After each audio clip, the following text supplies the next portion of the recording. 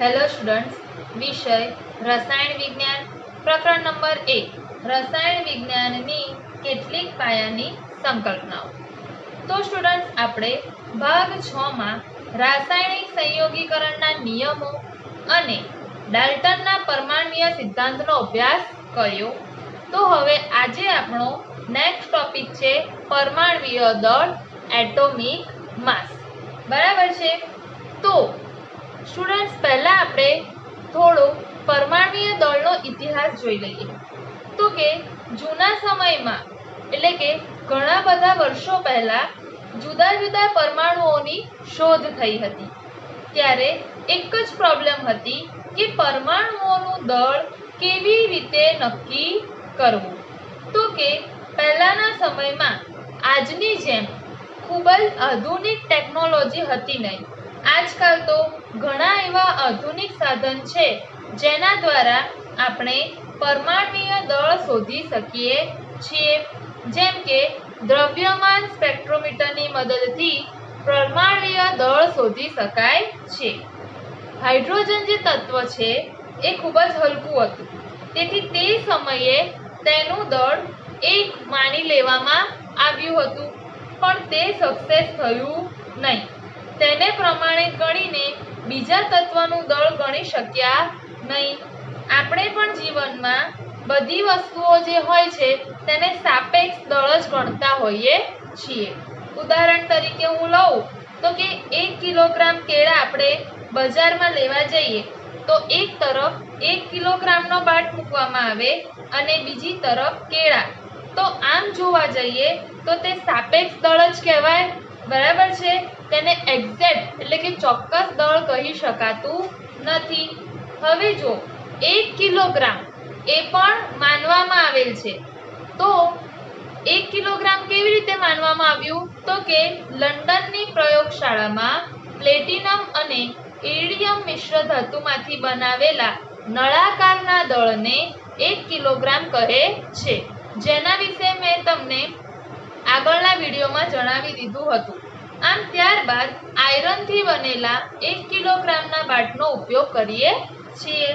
તો આમ તે સમયના વૈજ્ઞાનિકો એવું ચાહતા હતા કે કોઈ એક પરમાણુને પસંદ કરવામાં આવે અને તે પરમાણુને પ્રમાણિત ગણી બાકીના પરમાણુઓનું દળ ગણી શકાય. જેવી રીતે આપણે 1 કિલોગ્રામ નક્કી કર્યું, બરાબર છે, પ્લેટિનમ અને ઇરિડિયમ મિશ્ર ધાતુમાંથી બનાવેલા નળાકારના દળને પ્રમાણિત ગણી, એવી રીતે એ લોકો કોઈ પણ એક પરમાણુની પસંદગી કરીને અન્ય પરમાણુનું દળ શોધી શકાય એવું ચાહતા હતા. તો પછી વૈજ્ઞાનિકો જે છે એમણે કયા પરમાણુઓની પસંદગી કરી, બરાબર, અને શા માટે એ જ પરમાણુની પસંદગી કરી તેના વિશે આપણે થોડું જોઈએ. તો કે પરમાણુ એવો હોવો જોઈએ તેને માટેના કેટલાક કારણો તેમણે વિચાર્યા. તો પરમાણુ કેવો હોવો જોઈએ? તો પહેલું, એ પરમાણુ કુદરતમાંથી સારા પ્રમાણમાં, જે પરમાણુ છે, પરમાણુ કુદરતમાંથી સારા પ્રમાણમાં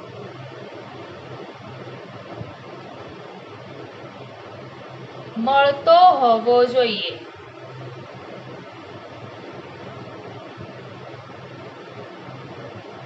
પહેલી રિક્વાયરમેન્ટ એ હતી. બીજું, વૈજ્ઞાનિકોએ એ નક્કી કર્યું હતું કે જે પરમાણુ છે એ ઓછો સક્રિય ન હોવો જોઈએ. એનો અર્થ શું કે પરમાણુ સક્રિય તો હોવો જોઈએ પણ એકદમ ઓછો સક્રિય ન હોવો જોઈએ.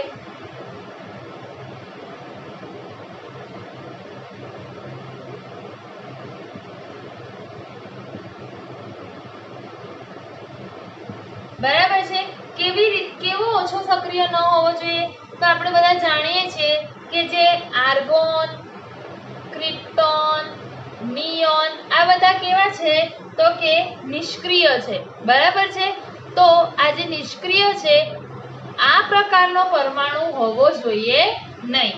ત્રીજી વસ્તુ જે એમણે વિચારી હતી કે ખૂબ વધારે સક્રિય પણ ન હોવો જોઈએ. ખૂબ વધારે સક્રિય પણ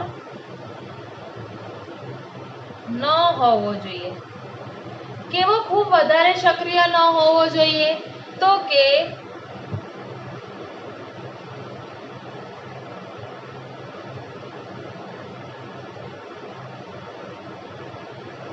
સોડિયમ અને પોટેશિયમ ધાતુઓ છે, બરાબર છે. તો કે સોડિયમ અને પોટેશિયમ ધાતુઓ જે છે એ ખૂબ જ વધારે સક્રિય છે, બરાબર છે. તો આ જે સોડિયમ અને પોટેશિયમ ધાતુ છે એ હવા અને પાણીની હાજરીમાં પણ ધડાકા સાથે સળગી ઉઠે છે. તો આપણે જે પ્રમાણિત પરમાણુ લેવાનો છે એ એટલો બધો પણ સક્રિય હોવો જોઈએ નહીં. અને ચોથી બાબત એમણે વિચારી હતી કે એના તે પરમાણુના સમસ્થાનિકો વધુ ન હોવા જોઈએ.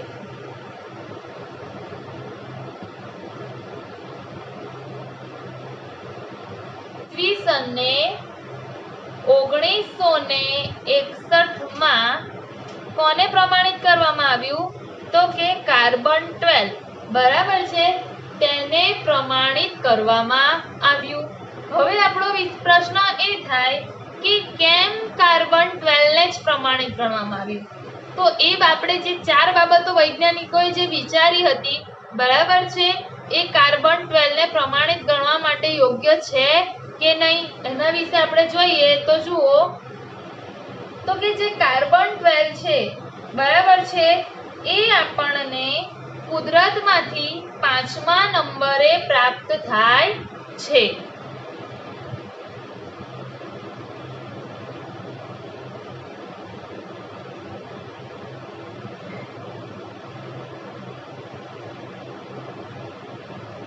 બરાબર છે, એટલે કે કુદરતમાંથી સારા પ્રમાણમાં મળી આવે છે. બીજી બાબત એમની હતી કે ઓછો સક્રિય ન હોવો જોઈએ, બરાબર. તો જો જે કાર્બન 12 છે તેને આપણે આમ જ ખુલ્લામાં મૂકવામાં આવે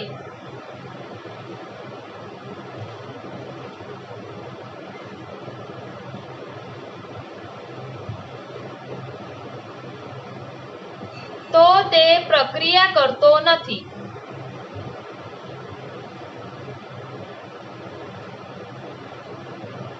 પણ જો તેને થોડી ઊર્જા આપવામાં આવે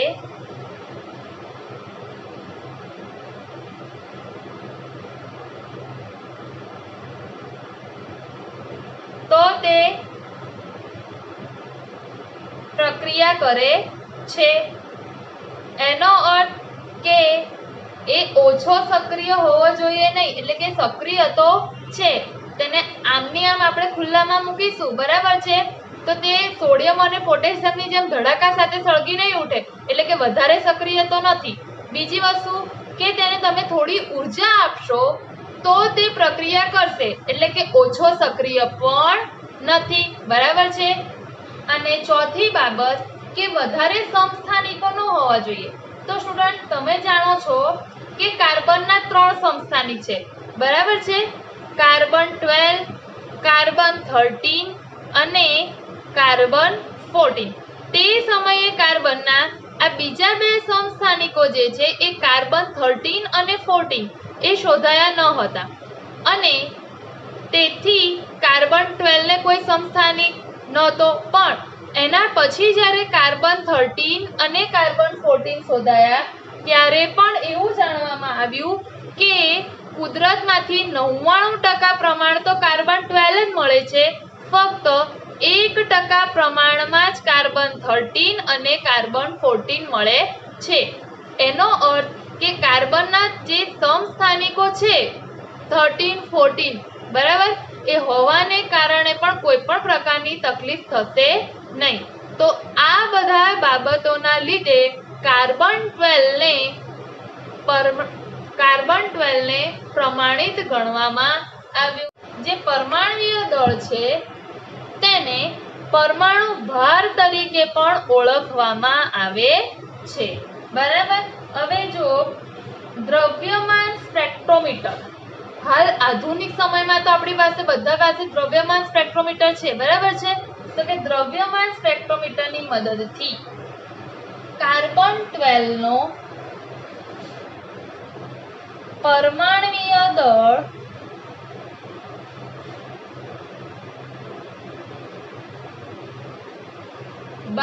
AMU એમ સ્વીકારવામાં આવ્યું, બરાબર? અને તેની સાપેક્ષે અન્ય બીજા તત્વોના પરમાણ્વીય દળ કે જે સાપેક્ષ પરમાણ્વીય દળ તરીકે ઓળખાય છે, બરાબર? હવે જો 12 AMU તો એનું ફૂલ ફોર્મ થશે એટોમિક માસ યુનિટ, બરાબર છે? એટોમિક એટલે પરમાણ્વીય, માસ એટલે દળ અને યુનિટ એટલે એકમ, બરાબર છે? હવે અહીંયા જુઓ કે સ્પેક્ટ્રોમીટરની મદદથી આપણે શું કર્યું તો કે પરમાણ્વીય દળ જે છે એ માપ્યું. તો કાર્બન 12 નો પરમાણ્વીય દળ અથવા તો પરમાણુ ભાર કેટલો આવ્યો 12 AMU, બરાબર છે? હવે આની સાપેક્ષે એ બીજા અન્ય તત્વો જેમ કે હાઇડ્રોજન છે, ઓક્સિજન છે, નાઇટ્રોજન, એ બધા તત્વોનું શું કરશે પરમાણ્વીય દળ અથવા તો પરમાણુ ભાર શોધશે. તો આની સાપેક્ષે શોધશે, બરાબર છે? એટલે એને શું કહેવામાં આવશે તો કે સાપેક્ષ પરમાણ્વીય દળ, કારણ કે કોની સાપેક્ષે શોધે છે કાર્બન 12 ની સાપેક્ષે, બરાબર? હવે અહીંયા જુઓ આપણને હવે એ પ્રશ્ન થાય કાર્બન 12 નો પરમાણ્વીય દળ તો આપણે સ્પેક્ટ્રોમીટરમાં 12 AMU મેળવી લીધો, તેનું ફૂલ ફોર્મ બી આપણને શું મળ્યું તો કે એટોમિક માસ યુનિટ. હવે આપણે જનરલી કોઈ પણ વસ્તુનું દળ, હવે અહીંયા જો સૌથી પહેલા એક વસ્તુની ક્લિયરિટી કરવાની છે કે ચેપ્ટર 1 માં મેં તમને દળ અને વજન, બરાબર, એના વિશે મેં માહિતી આપી. તો એના વિશે જે આપણે માહિતી મેળવી એના ઉપરથી એ વસ્તુ સાબિત થઈ હતી કે દળ અને વજન અલગ અલગ છે, બરાબર? પણ એ વસ્તુ ફક્ત એટલા જ ટોપિક પૂરતી રાખવી.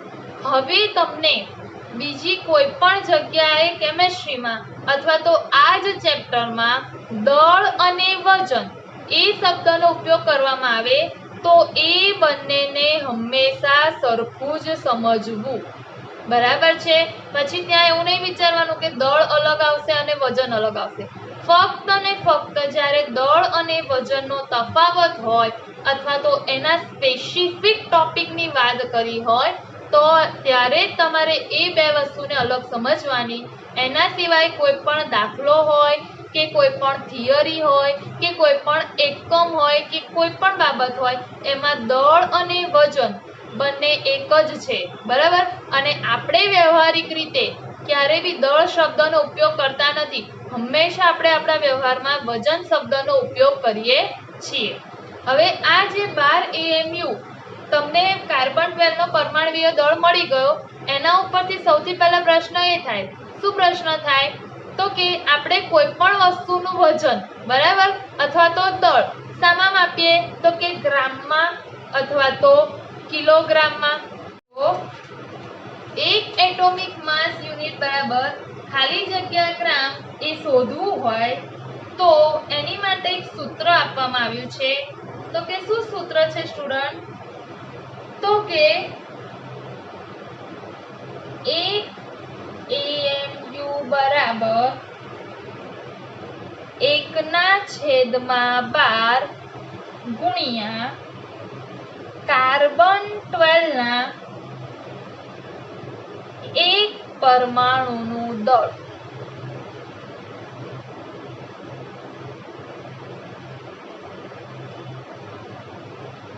એક એટોમિક માસ યુનિટ બરાબર 1/12 બરાબર ગુણ્યા કાર્બન 12 ના એક પરમાણુનું દળ બરાબર છે. આ સૂત્ર છે. જો પરમાણ્વીય દળ અને એક પરમાણુનું દળ બંને વસ્તુમાં ઘણો મોટો ડિફરન્સ છે. જ્યારે તમને પરમાણુનું દળ એવું કહેવામાં આવે ને તો જનરલી આપણે પરમાણ્વીય દળ જ બોલતા હોઈએ છીએ. કાર્બનનું પરમાણ્વીય દળ, કાર્બનનો પરમાણુ ભાર 12 એવું બોલીશું. ઓક્સિજનનું પરમાણ્વીય દળ, પરમાણુ ભાર 16 એવું બોલીશું. બંને વસ્તુ સાચી છે અને એ જ આવે બરાબર છે. પણ ધારો કે તમને હું એવું પૂછું કે ભાઈ એક ઓક્સિજન પરમાણુનું દળ, એક જ પરમાણુનું દળ, તો બી ઘણી વખત જેને ના ખબર હોય એ શું બોલશે 16, તો કે ના, કાર્બનનું પરમાણ્વીય દળ અથવા તો પરમાણુ ભાર અને કાર્બનના એક પરમાણુનું દળ એ બંનેમાં ઘણો જ મોટો ડિફરન્સ છે. કાર્બન 12 નો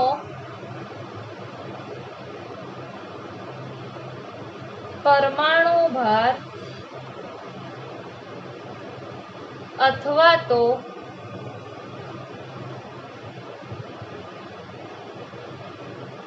પરમાણ્વીય દળ એટલે કે 1 મોલ કાર્બન 12 એમ થાય. હવે તમને વિચાર આવશે કે 1 મોલ એટલે શું? તો મોલની થિયરી આપણે આગળ ભણીશું બરાબર છે. ત્યાં સુધી તમે અહીંયા ડાયરેક્ટ ધ્યાન આપો. કદાચ તમે મોલ વિશે 9મા અથવા 10મામાં ભણી પણ ગયા છો. 1 મોલ, 2 મોલ, એવોગેડ્રો આંક બરાબર છે. 1 મોલ બરાબર 6.022 × 10⁻23. આ બધી થોડી ઘણી માહિતી તમે નાના ધોરણમાં ભણી ગયા છો, પણ એ સમયે આપણે એ માહિતી શું કરી હતી? ગોખી હતી. હવે તમારે અહીંયા એ માહિતીને શું કરવાની છે? સમજવા. કાર્બન 12 નું ગ્રામમાં વજન થશે 12 ગ્રામ પ્રતિ મોલ બરાબર. એટલે આપણે એમ લખી શકીએ કે 1 મોલ કાર્બન 12 નું દળ 12 ગ્રામ થાય. ધ્યાનથી જોજો, કન્ફ્યુઝ ના થતા. 1 મોલ કાર્બન 12 નું દળ 12 ગ્રામ થાય બરાબર. હવે સ્ટુડન્ટ્સ અહીંયા જો ભાગ 6 માં મેં તમને કીધું હતું કે 1 મોલ બરાબર 6.022 × 10⁻23 અણુઓની સંખ્યા પણ હોઈ શકે, પરમાણુઓની સંખ્યા પણ હોઈ શકે અથવા તો આયનો પણ હોઈ શકે બરાબર છે.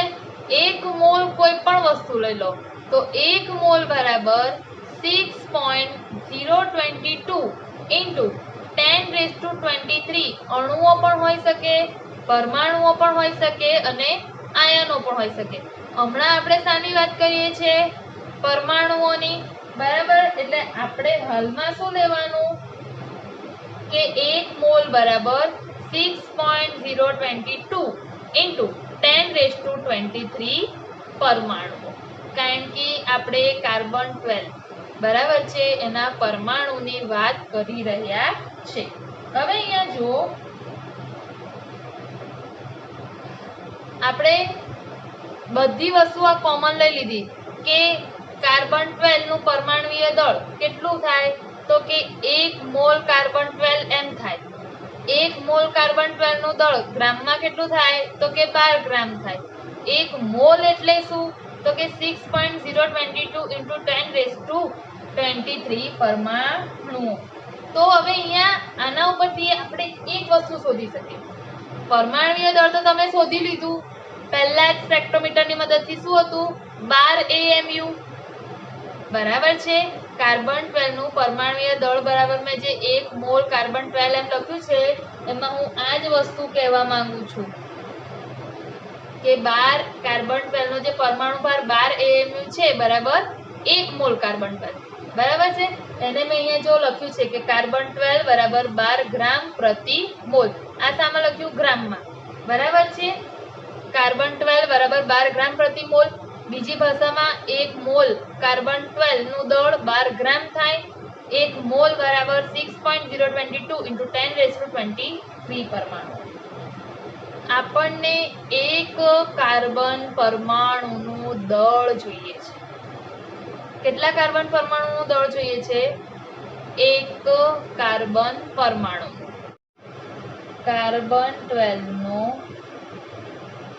પરમાણ્વીય દળ અથવા તો પરમાણુ ભાર શું છે? 12 જે આપણે માપી લીધું છે, બરાબર.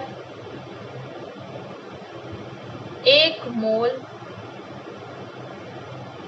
કાર્બન 12 અને 1 મોલ કાર્બન 12 બરાબર 6.022 × 10⁻23 કાર્બન 12 ના પરમાણુ. હવે સમજણ પડી આ ત્રણ વચ્ચેનો સંબંધ. હવે હું નેક્સ્ટ લખું છું, હવે તમને ખબર પડશે. તો કે જુઓ, 1 મોલ કાર્બન 12 નું દળ 12 ગ્રામ થાય. 1 મોલ કાર્બન 12 નું દળ 12 ગ્રામ થાય, બરાબર. તો આ બંને ઇક્વલ જ છે, તો હું 1 મોલ ની જગ્યાએ 6.022 લખી શકું. તો કે 6.022 × 10⁻23 કાર્બન 12 નું દળ બરાબર પણ આપણે 12 ગ્રામ લખી શકીએ. 6.022 × 10⁻23 કાર્બન 12 ના પરમાણુઓનું દળ આપણે 12 ગ્રામ લખી શકીએ, બરાબર. શોધવાનું 1 કાર્બન 12 નું છે, તો હવે આના ઉપરથી બીજી રાશિ મૂકીએ તો આ મુકાય કે 6.022 × 10⁻23 કાર્બન 12 પરમાણુઓનું દળ બરાબર 12 ગ્રામ થાય. તો 1 કાર્બન 12 પરમાણુનું દળ બરાબર કેટલા? તો 1 ગુણ્યા 12/6.022 × 10⁻23 બરાબર છે. તો 1 કાર્બન 12 પરમાણુનું દળ આવશે 1.992693 × 10⁻23 ગ્રામ થાય. કોનું? 1 કાર્બન 12 પરમાણુનું દળ. 1 એટોમિક માસ યુનિટ બરાબર 1/12 ગુણ્યા કાર્બન 12 ના 1 પરમાણુનું દળ. તો 1/12 કાર્બન 12 ના 1 પરમાણુનું દળ આપણે શોધ્યું 1.992693 × 10⁻23. તો આન્સર આવશે 0.166056 × 10⁻23. વૈજ્ઞાનિક સંકેત પદ્ધતિ મુજબ લખીએ તો 1.66056 -1 ગ્રામ. તો 1.66056 ગુણ્યા 10⁻24 ગ્રામ થાય. કોના બરાબર? 1 એટોમિક માસ યુનિટ, બરાબર છે. તો આ આપણે જે પ્રશ્ન થયો હતો કે એક એટોમિક માસ યુનિટ બરાબર કેટલા ગ્રામ થાય એનો આ આન્સર બરાબર છે। એક કાર્બન પરમાણુનું દળ શોધવાનું કારણ શું હતું કે આપણને સૂત્રમાં માંગ્યું હતું કે એક કાર્બન પરમાણુનું દળ શું થાય। આપણી પાસે ખબર છે કે પરમાણુય દળ ખબર છે। હવે જો હવે હું તમને લખું તો જો બંનેમાં વસ્તુમાં ડિફરન્સ કાર્બન 12 નું પરમાણુય દળ અથવા તો પરમાણુ ભાર જોજો 12 ગ્રામ પ્રતિ મોલ 12 ગ્રામ પ્રતિ મોલ। અને હવે જુઓ કાર્બન 12 ના એક પરમાણુનું દળ કાર્બન 12 ના એક પરમાણુનું દળ તો આવશે 1.992693 into 10⁻⁻23 ગ્રામ ભાર એની માટે આપણે એકમ શું યુઝ કર્યો AMU તે સમયમાં AMU એકમનો યુઝ થયો। હાલના આધુનિક સમયમાં AMU ની જગ્યાએ U એકમનો ઉપયોગ કરવામાં આવે છે। કેમ U એકમનો ઉપયોગ કરવામાં આવે છે U નો અર્થ થાય છે તમને જૂની ચોપડીમાં ઘણી જગ્યાએ AMU લખેલું દેખાશે નવીમાં U લખેલું દેખાશે। U એટલે યુનિફાઈડ માસ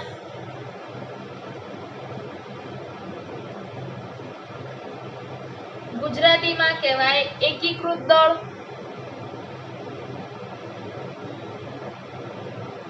શું હું પરમાણુ ભાર અથવા પરમાણુ દળની શું વ્યાખ્યા આપી શકું કે કોઈ પણ એકલ પરમાણુનું એટોમિક માસ યુનિટની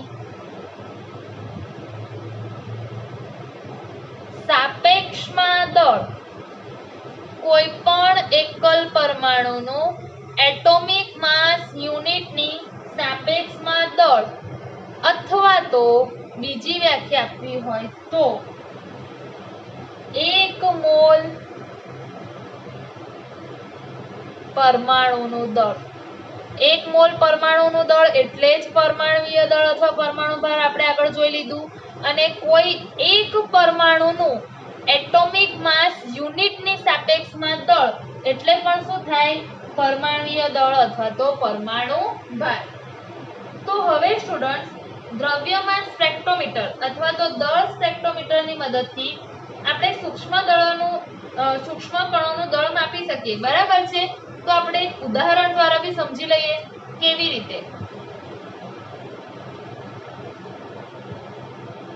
તો અહીંયા જુઓ ઉદાહરણ 1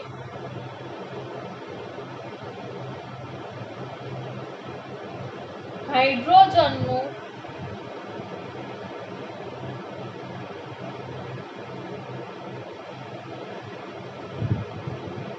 પરમાણુય દળ શોધો।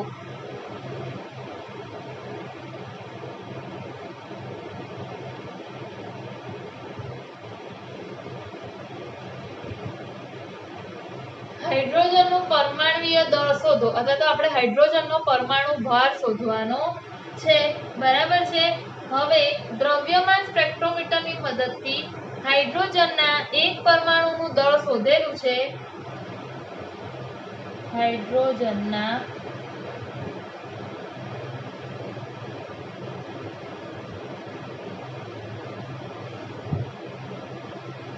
એક પરમાણુનું દળ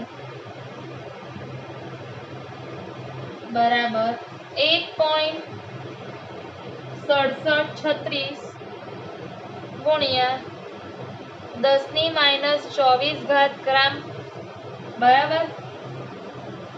તેમજ એક એટોમિક માસ યુનિટ બરાબર પણ પહેલા લખી લઈએ કેમ એ હમણાં કહું છું તમને 1.66056 આ વેલ્યુ તમારે બધાએ યાદ રાખવાની હંમેશા કે એક એટોમિક માસ યુનિટ બરાબર કેટલા ગ્રામ થાય, બરાબર છે।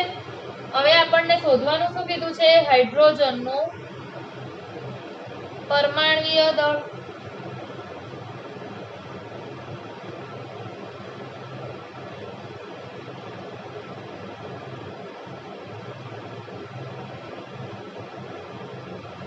અથવા તો પરમાણુ ભાર બરાબર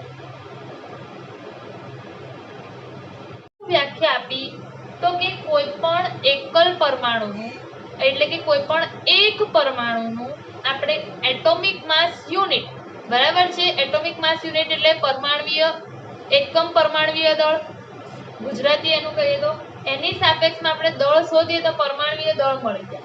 હાઇડ્રોજનનું પરમાણ્વીય દળ મારે શોધવાનું છે તો હું સૂત્ર પ્રમાણે વ્યાખ્યા પ્રમાણે સૂત્ર લખું, હાઇડ્રોજનના એકલ પરમાણુનું દળ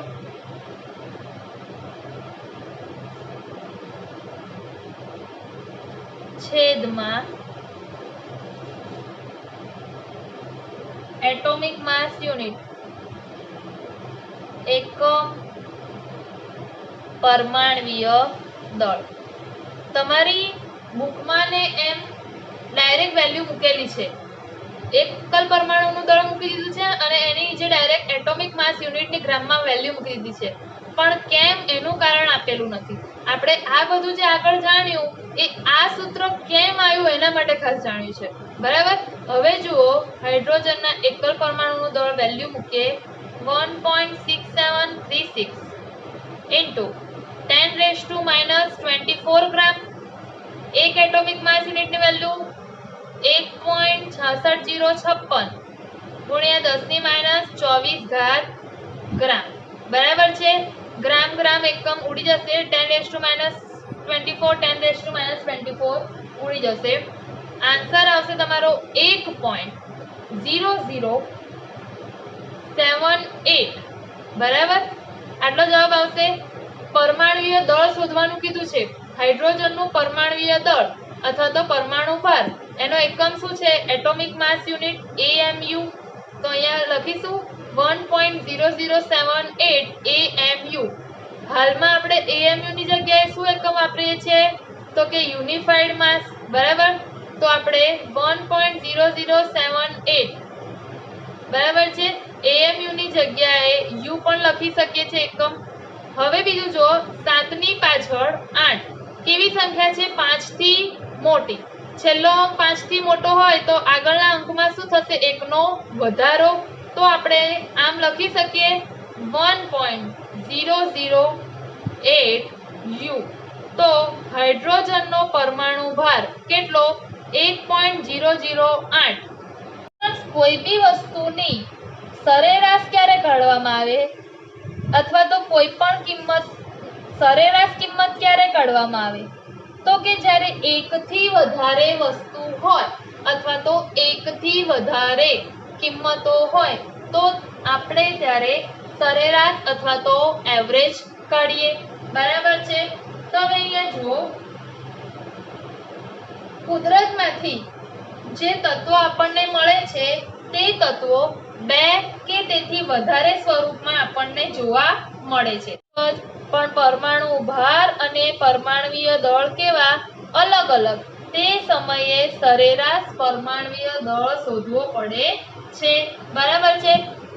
ધારો કે આપણે લઈએ કાર્બન તત્વ, બરાબર છે, કાર્બન એક તત્વ છે। હવે આ જે કાર્બન છે એ આપણને કુદરતમાંથી 3 સ્વરૂપે મળે છે, બરાબર છે। કયા કયા 3 સ્વરૂપે તો કે કાર્બન 12, કાર્બન 13 અને કાર્બન 14। કાર્બન જે છે એ 3 સ્વરૂપે મળે, કાર્બન 12, કાર્બન 13 અને કાર્બન 14, બરાબર છે। હવે આ જે ત્રણેય એમાં તત્વ તો કયું છે, કાર્બન તત્વ જ છે, બરાબર છે, પરંતુ સ્વરૂપો કેવા કહેવાય, જુદા જુદા, કારણ કે ત્રણેયના પરમાણુ ભાર અથવા તો પરમાણ્વીય દળ કેવા છે, અલગ અલગ। એટલા માટે જ આપણે કાર્બન 12, કાર્બન 13 અને કાર્બન 14 ને કાર્બનના શું કહીએ છે સ્ટુડન્ટ્સ? સમસ્થાનિકો. શું કહીએ છે? સમસ્થાનિકો, જેની વ્યાખ્યા તમે આગળ ભણી ગયા હશો. સમસ્થાનિકો એટલે શું? તો કે સમસ્થાનિકો એટલે કે તત્વોનો પરમાણુ ક્રમાંક સમાન હોય પરંતુ પરમાણુ ભાર અથવા તો પરમાણુ દળાંક, જે શબ્દ વાપરો એ જુદા જુદા હોય તો તેને સમસ્થાનિકો કહેવામાં આવે છે.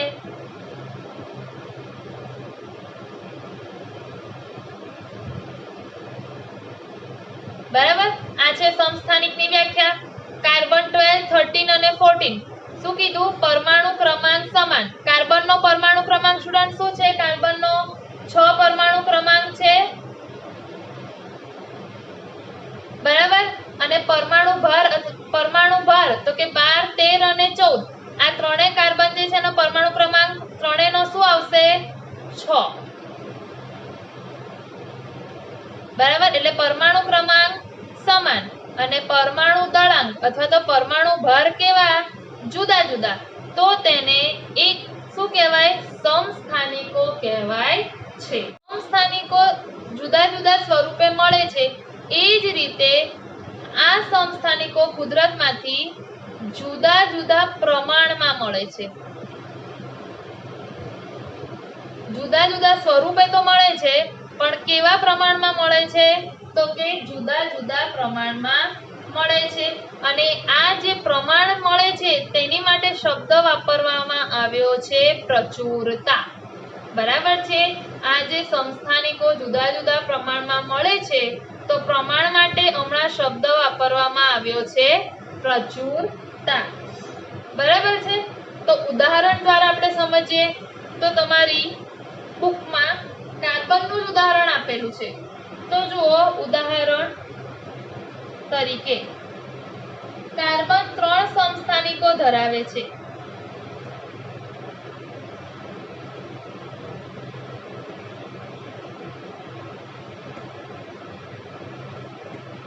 રકમ છે.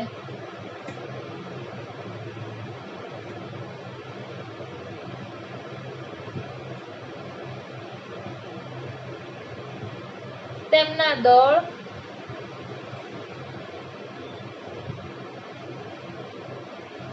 અને તેમની સાપેક્ષ પ્રચુરતા પરથી, હમણાં જ કીધું તમને, પ્રચુરતા એટલે કુદરતમાંથી જે જુદા જુદા પ્રમાણમાં મળે છે. બરાબર છે, એની માટે પ્રચુરતા શબ્દ વાપરવામાં આવ્યો છે. પ્રચુરતા પરથી કાર્બનનું સરેરાશ પરમાણ્વીય દળ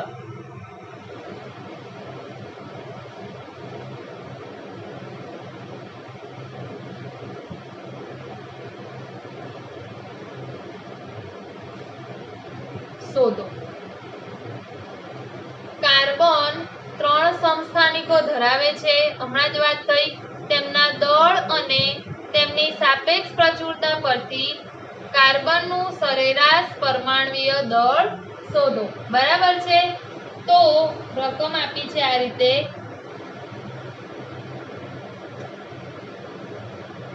સમસ્થાનિકો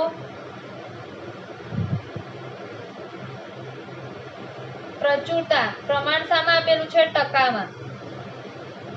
સાપેક્ષ પ્રચુરતા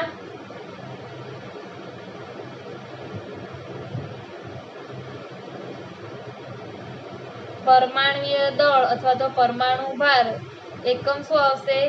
AMU. બરાબર છે, તો કાર્બન 12 સમસ્થાનિક કેટલા ટકા મળે છે? 98.892. કાર્બન 12 નો પરમાણુ ભાર શું? 12. કાર્બન 13 કેટલા ટકા મળે છે? 1.1082. બરાબર.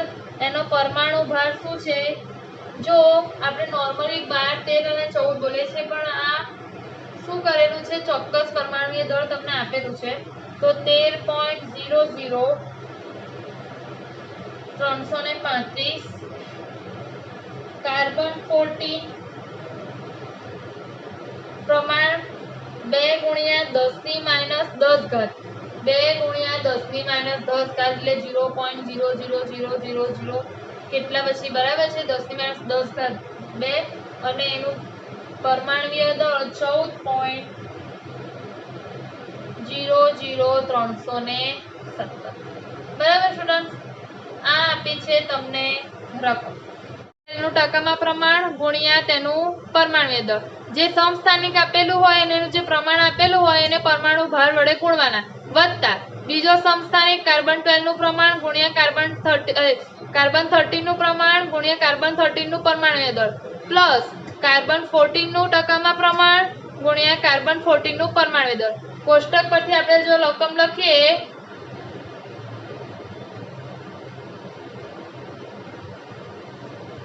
ચલો કાર્બન 12 નું પરમાણ્વીય દળ કોષ્ટકમાં તમને શું આપેલું છે ભાઈ? 98.892 બરાબર છે. કાર્બન 12 નો પરમાણુ ભાર 12 વત્તા કાર્બન 13 નું પ્રમાણ કેટલું આપેલું છે? 1.108 કાર્બન 13 નું પરમાણ્વીય દળ 13 વત્તા કાર્બન 14 નું પ્રમાણ શું આપેલું છે સ્ટુડન્ટ? 2 × 10⁻10 ઘાત ગુણ્યા તેનું પરમાણ્વીય દળ અથવા તો પરમાણુ ભાર કેટલો આપેલો છે? 14 ગુણ્યા અને પ્લસમાં ભૂલ ના થવી જોઈએ, નહીં તો આન્સર હંમેશા ખોટો આવશે. બરાબર છે. અને આ બધાના ભાગ્યા કોમનમાં આપણે હંમેશા શું કરવાના? સૂત્રમાં સોરી હું કહેવાનું ભૂલી ગઈ 100 બરાબર ભાગ્યા 100. આગળના સૂત્રમાં પણ છેદમાં ભાગ્યા 100 કરવાના છે કારણ કે તમને પ્રમાણ ટકામાં આપેલું બરાબર છે એટલે છેદમાં 100. તો હવે આન્સર આવશે 98.892 ગુણ્યા 12 કેટલા થશે? 1186.704 વત્તા 1.108 ગુણ્યા 13 14 વત્તા હવે અહીંયા જો 14 × 28 ગુણ્યા 10⁻10 ઘાત છેદમાં 100 બરાબર છે. હવે જુઓ આ બધાનો પહેલા શું કરી દઈશું? સરવાળો. હવે અહીંયા 28 × 10⁻10 ઘાત 10⁻10 ઘાત છે સ્ટુડન્ટ એટલે 0.80 આવશે. 4 5 6 7 8 અને આ 28 તો આ 10⁻10 ઘાત તો સ્ટુડન્ટ 0.0000 તો એની આપણે વેલ્યુ જો જોઈએ તો શું કહેવાય? 0 જ કહેવાય બરાબર છે. એટલે અહીંયા આપણે 0 લખીશું તો પણ ચાલશે. તો આ બેનો સરવાળો કરીએ તો જવાબ આવશે 1201.117 છેદમાં 100 બરાબર છે. 1201.1171 ભાગ્યા 100 છે બરાબર. તો આ પોઈન્ટ ડાબી બાજુ ખસી જશે તો 12.01. શું શોધ્યું? સરેરાશ પરમાણ્વીય દળ એટલે એકમ યુ યુનિફાઈડ માસ. તો આ શું થયો? આપણને મળ્યો કાર્બનનો સરેરાશ પરમાણ્વીય. પેલામાં તમને કોષ્ટકમાં આપેલું હતું, અહીંયા આ રીતે આપેલું છે. તો આ જે ઉપર લખેલ આ ટકા આપેલા છે શું છે કે કુદરતમાંથી કેટલા પ્રમાણમાં મળી આવે છે બરાબર. અને આ જે 54 56 અને 57 એ શું છે? પરમાણુ ભાર. તો આ રીતે બોલી શકાય કે આયરન Fe54 એ કુદરતમાંથી 5% મળી આવે છે, Fe56 એ કુદરતમાંથી 90% મળી આવે છે અને Fe57 એ કુદરતમાંથી 5% મળી આવે છે. ટકા હંમેશા કેટલાય શોધાય? 100 બરાબર છે. એટલે હંમેશા એવું યાદ ભાગ્યા 100 કરવાનું આપણું કારણ જ શું છે તો કે તમે આ રીતે બી કરી શકો 5 + 90 + 5 આ રીતે બધાનો ટકાના પ્રમાણનો સરવાળો પણ કરી શકો પણ ઈઝી પડે એટલા માટે જ આપણે હંમેશા ભાગ્યા શું કરી દઈએ છીએ? 100 100, કારણ કે કોઈ પણ વસ્તુનું ટકા હંમેશા શાના પર શોધાય?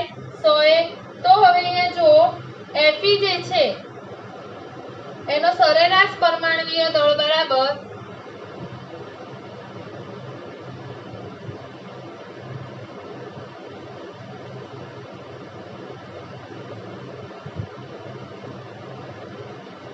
Fe નો સરેરાશ પરમાણ્વીય દળ બરાબર સૂત્ર મૂકીએ. પહેલા શું લખવાનું? જે સમસ્થાનિક આપેલો હોય એનું ટકામાં પ્રમાણ. તો પહેલો સમસ્થાનિક ફર્સ્ટ લઈએ તો 54. તો લખીએ Fe 54 નું ટકામાં પ્રમાણ વત્તા Fe 54 નો પરમાણ્વીય દળ બરાબર છે. સોરી, અહીંયા ગુણ્યા આવશે. વત્તા બીજો સેકન્ડ સમસ્થાનિક નું પ્રમાણ લખીએ. સેકન્ડ સમસ્થાનિક Fe 56. તો Fe 56 નું ટકામાં પ્રમાણ ગુણ્યા Fe 56 નો પરમાણ્વીય દળ વત્તા શું લખીશું? ત્રીજો સમસ્થાનિક Fe 57. તો Fe 57 નું ટકામાં પ્રમાણ ગુણ્યા Fe 57 નો પરમાણુ ભાર અથવા તો પરમાણ્વીય દળ છેદમાં શું આવશે? 100. બરાબર. હવે આપણે લખી દઈએ Fe 54 નું ટકામાં પ્રમાણ. કેટલા ટકા મળી આવે છે કુદરતમાંથી? 5%. બરાબર છે. તો 5 ગુણ્યા એનો પરમાણુ ભાર કેટલો? 54 વત્તા Fe 56 કેટલા ટકા મળી આવે છે?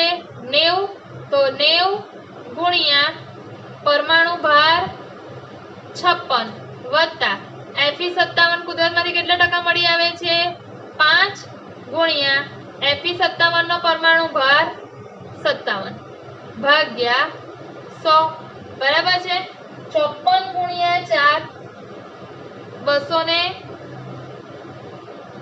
90 ગુણ્યા 56 5040 અને 5 ગુણ્યા 57 285 ભાગ્યા 100. બરાબર છે. તો આ ત્રણેયનો સરવાળો થશે 5595 છેદમાં 100. 5595 છેદમાં 100 એટલે જવાબ આવશે 55.95. તો 55.95 સરેરાશ પરમાણ્વીય દળ શોધ્યું Fe નું, એટલે એકમ આવશે યુ, યુનિફાઈડ માસ. તો આમ Fe નો સરેરાશ પરમાણ્વીય દળ થયો 55.95. બરાબર છે. તો સ્ટુડન્ટ્સ, એક બાબત નોંધ એ લેવા જેવી છે કે આવર્ત કોષ્ટકમાં જે જુદા જુદા તત્વોના દર્શાવેલા પરમાણ્વીય દળ છે એ ખરેખર સરેરાશ પરમાણ્વીય દળ જ છે. તો સ્ટુડન્ટ્સ, આણ્વીય દળ અથવા તો એને કહેવાય અણુભાર અને ઇંગ્લિશમાં કહેવાય મોલેક્યુલર માસ.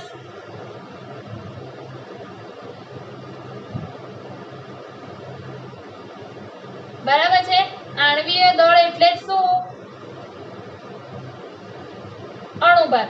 જે રીતે કે પરમાણ્વીય દળ એટલે જ પરમાણુ ભાર. પહેલા પરમાણુ ભાર, અણુ ભાર એવા શબ્દનો ઉપયોગ થતો હતો. હવે અમુક જગ્યાએ આણ્વીય દળ, પરમાણ્વીય દળ એવા શબ્દનો ઉપયોગ થાય. બરાબર. તો એના વિશે તમે 9મા અથવા તો 10મા ધોરણમાં શીખ્યા હશો. તો સ્ટુડન્ટ, જે રીતે પરમાણુઓ ભેગા થઈને અણુ બને છે, તે જ રીતે પરમાણ્વીય દળ એકબીજા સાથે જોડાઈને આણ્વીય દળ મળે છે. એટલે કે પરમાણ્વીય દળનો સરવાળો કરીએ તો આપણને આણ્વીય દળ અથવા તો અણુભાર મળે, બરાબર છે। એટલા માટે આપણે અમુક તત્વો જે છે જેનો આપણે વધારે પડતો ઉપયોગ થતો હોય તેમના પરમાણુય દળ એટલે કે પરમાણુ ભાર યાદ રાખવા પડે। એમાંથી ઘણાના પરમાણુ ભાર તો તમને યાદ જ હશે, જે 9મા 10મામાં આવી ગયા હોય। તો જુઓ કયા કયા પરમાણુ ભાર આપણે બેઝિકલી યાદ રાખવા પડે, તો કે હાઇડ્રોજનનો પરમાણુ ભાર 1, ઓક્સિજનનો 16, નાઇટ્રોજનનો 14, કાર્બનનો 12, ક્લોરીનનો 35.5, બરાબર છે। સલ્ફરનો 32, સોડિયમનો 23, પોટેશિયમનો 39। બધા તત્વોના પરમાણુ ભાર એટલે કે પરમાણુય દળ તો તમને યાદ ના રહે, પણ આટલા પરમાણુ ભાર તો તમને યાદ રાખવા જ પડશે, બરાબર છે। કારણ કે આ તત્વોનો વારંવાર ઉપયોગ થશે અને જો તમને આ તત્વોનો પરમાણુ ભાર યાદ હશે તો જ તમને અણુભાર શોધતા આવડશે, બરાબર છે। તો હવે જુઓ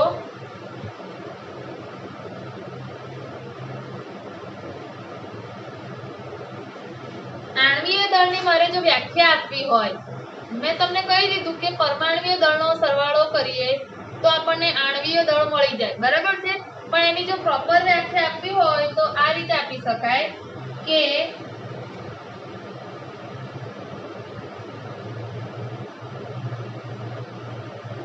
અણુનો તમારે અણુભાર શોધવાનો છે, બરાબર, આણ્વીય દળ શોધવાનું છે, એનું પહેલા તો અણુ સૂત્ર ખબર હોવી જોઈએ। અણુ સૂત્ર ના ખબર હોય તો અણુભાર તમે શોધી જ ના શકો, બરાબર। એટલે કે અણુનું આણ્વીય સૂત્ર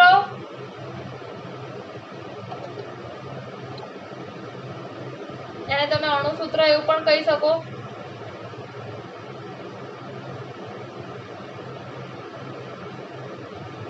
જાણતા હોઈએ તો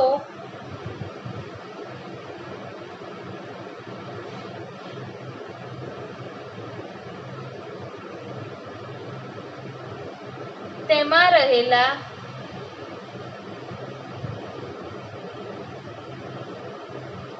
પરમાણુની સંખ્યાને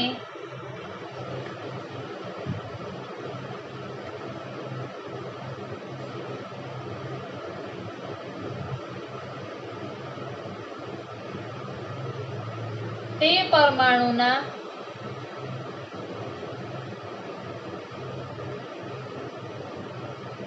પરમાણ્વીય દળ વડે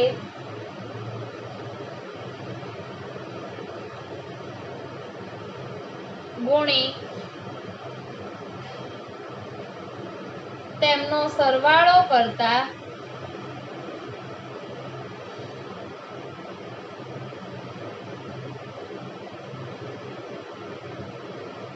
આણ્વીય દળ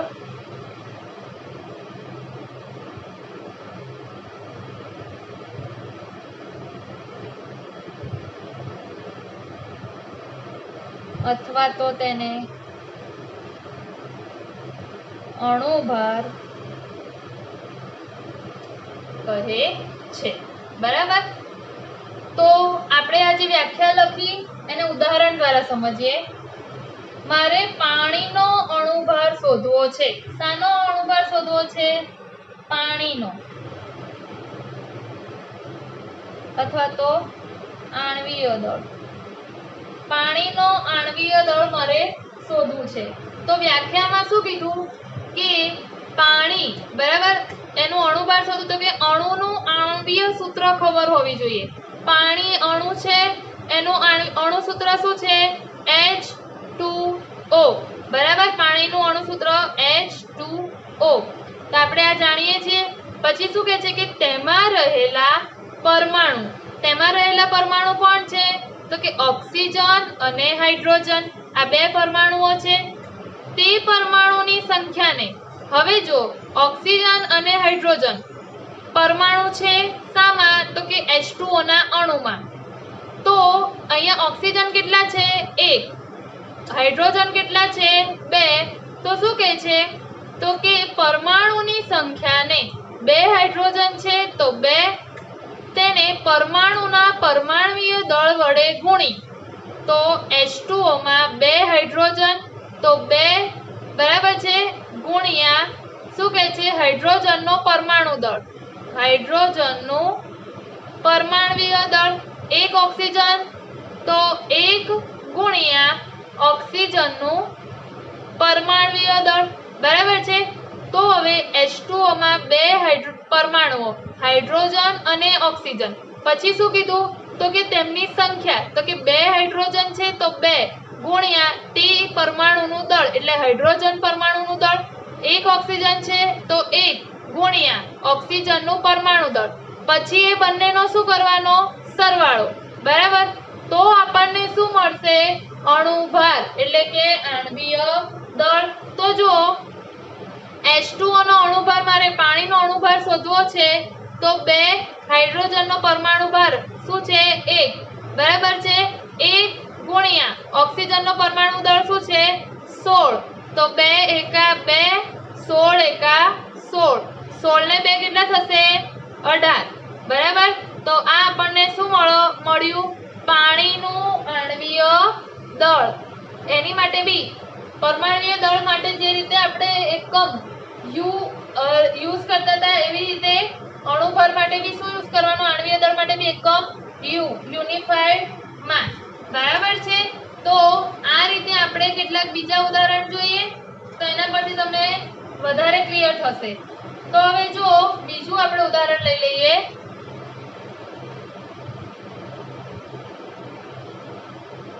ઉદાહરણ 2 સુક્રોઝ। 2 માં હું સૂત્ર લખીશ પછી આપણે ડાયરેક્ટ કરીશું। સુક્રોઝ, સુક્રોઝનું અણુસૂત્ર શું આવશે ભાઈ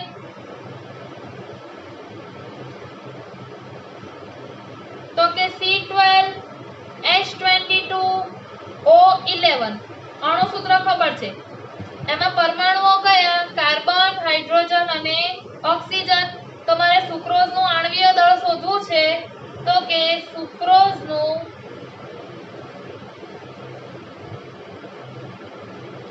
આણ્વીય દળ બરાબર શું આવશે તો જુઓ પહેલા શું કીધું કે તેમાં રહેલા પરમાણુઓની સંખ્યા કેટલા કાર્બન છે 12, તો 12 ગુણ્યા કાર્બનનું પરમાણુ ભાર અથવા તો પરમાણ્વીય દળ વત્તા કેટલા હાઇડ્રોજન છે 22 ગુણ્યા હાઇડ્રોજનનું પરમાણ્વીય દળ વત્તા કેટલા ઓક્સિજન છે 11 ગુણ્યા ઓક્સિજનનો પરમાણ્વીય દળ, બરાબર। હવે કાર્બનનું પરમાણુ ભાર કેટલો 12 વત્તા 22, હાઇડ્રોજનનું પરમાણ્વીય દળ કેટલું 1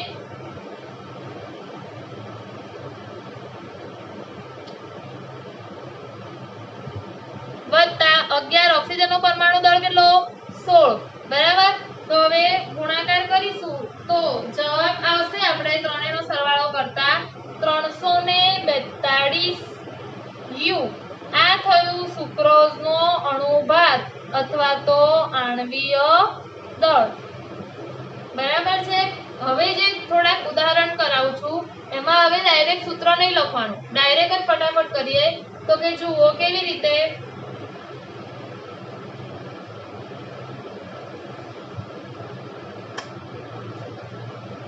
એમોનિયાનો મારે અણુભાર શોધવો છે, એક્સ્ટ્રા છે, બરાબર છે। એમોનિયાનો મારે શું શોધવો છે અણુભાર, હવે કશું જ નહીં ડાયરેક્ટ જ ગણવાનું। તો જો કેવી રીતે એમોનિયા તો NH3, બરાબર છે, કેટલા નાઇટ્રોજન 1 કૌંસમાં N, હવે નાઇટ્રોજનનું પરમાણુ દળ એ બધું લખવાની જરૂર નથી 1, બરાબર છે, પ્લસ 3 હાઇડ્રોજનનો પરમાણુ દળ, તમને ખબર જ હોવી જોઈએ કે અંદર શું મૂકવાનું છે, તો 1 નાઇટ્રોજનનું પરમાણુ ભાર 14 વત્તા 3 હાઇડ્રોજનનો 1, 14 એકા 14, 3 એકા 3, 14 ને 3 17, તો એમોનિયાનો અણુભાર મળ્યો 17, બરાબર છે। એ રીતે બીજું લઈએ આપણે K2C2O4, પોટેશિયમ ઓક્ઝલેટ, બરાબર, K2C2O4, તો 2 કેટલા પોટેશિયમ છે 2, તો 2 કૌંસમાં પોટેશિયમ કાર્બન કેટલા છે 2 કાર્બન પ્લસ 4 ઓક્સિજન આ બધાનો પરમાણુ દળ લખવાના 2 પોટેશિયમનો પરમાણુ દળ કેટલો 39 કાર્બનનો 12 પ્લસ 4 ઓક્સિજનનો 16 બરાબર છે તો 39 દુ 78 12 દુ 24 અને 16 ચોક 64 ત્રણેયનો સરવાળો કરશો તો જવાબ આવશે 166 યુ તો આ થયો પોટેશિયમ ઓક્ઝેલેટનો અણુભાર બરાબર નેક્સ્ટ ઉદાહરણ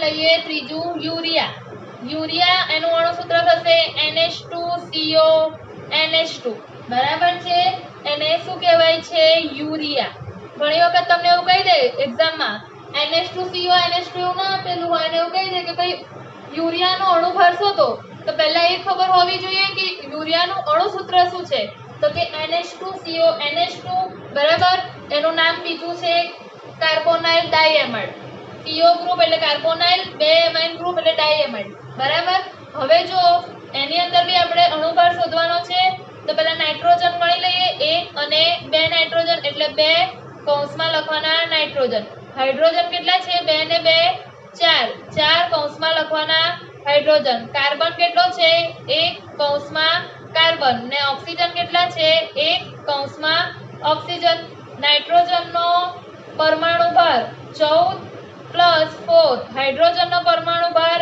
1 પ્લસ 1 કાર્બનનો પરમાણુ ભાર 12 પ્લસ 1 1 ઓક્સિજનનો પરમાણુ ભાર 16 બરાબર 14 દુ 28 4 એકા 4 12 દુ 24 16 એકા 16 બધાનો સરવાળો કરીશું તો તમને યુરિયાનો પરમાણુ ભાર મળશે